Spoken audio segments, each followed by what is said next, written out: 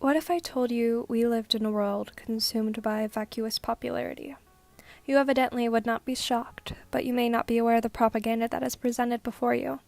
The government and environmental scientists have always paid the most effective ways citizens can help the environment is that citizens are able to conserve water, use less electricity, they are not supposed to sit in a car idly, and they're supposed to switch more to eco-friendly products. While these may be effective to an extent, there are more probable solutions that are more readily available. A simple, conscious switch in diet may reap numerous benefits and may possibly be the solution to all these problems.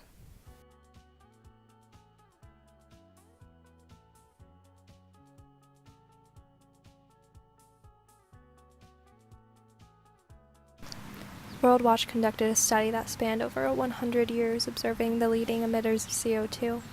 18% of CO2 emissions came from animal agriculture and their byproducts. However, transportation only docked in at 13%.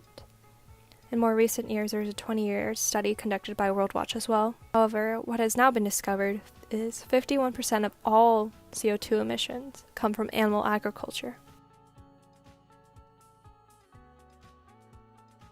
The U.S. Energy Information Administration reported that livestock is responsible for 65% of all human-related emissions of nitrous oxide, a greenhouse gas that is 296 times more dangerous than carbon dioxide.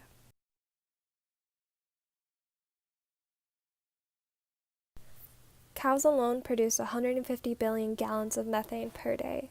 A farm with 2,500 dairy cows produces the same amount of waste as a city of 411,000 people, according to the Environmental Protection Agency group.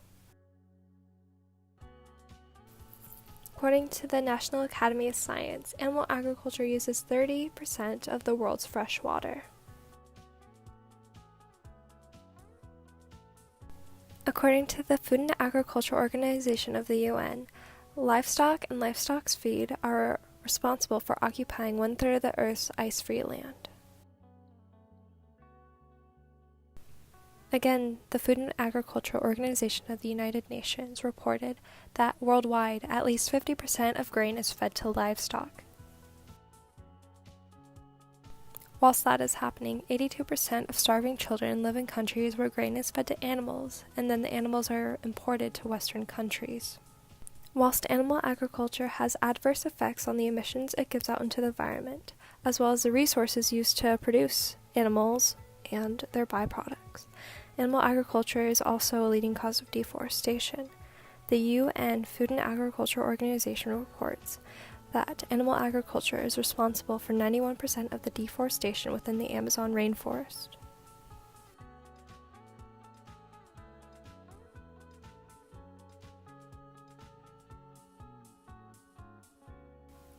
Just as an animal awakens from hibernation and continues to adapt to their ever-changing environment, we must wake up and realize the destruction we may be havocing upon the earth and continue to adapt and find solutions to the problems we continually face ourselves with.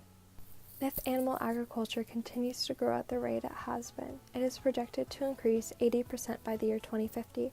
However, the future does not have to be like this. It does not have to continue to be bleak. What if you switched to a plant-based diet? A person who adopts a plant-based diet reduces their CO2 footprint and cuts it in half, as well as they use 1/11 of the oil, 1/13 of the water, as well as 1/18 of the land.